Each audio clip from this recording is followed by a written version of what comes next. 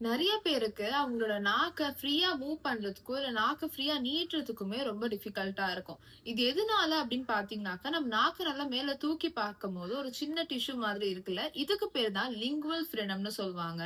இது இவங்களுக்கு நாக்கு நுனி வரைக்கும் அட்டாச்டா இருக்கும். இல்ல ரொம்ப திக்கா இருக்கும். இது பார்க்கும்போது ஏதோ நாக்கு கீழ பிடிபட்ட மாரி இருக்கும். இதுக்கு பேர் தான் ஆங்கைலோகிளாசியா இல்லன்னா டங் டை அப்படின்னு சொல்லுவாங்க.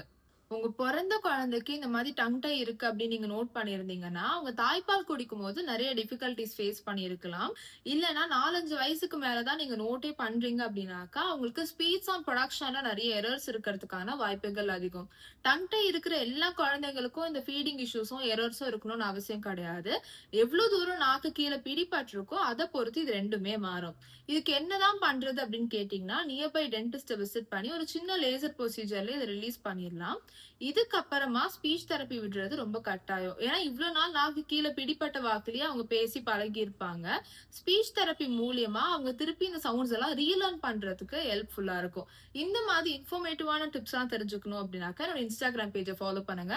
பேரண்ட்ஸ் உங்களுக்கு ஏதாவது பெர்சனலா டவுட்ஸ் இருந்தது அப்படின்னாக்கா எனக்கு DM பண்ணுங்க.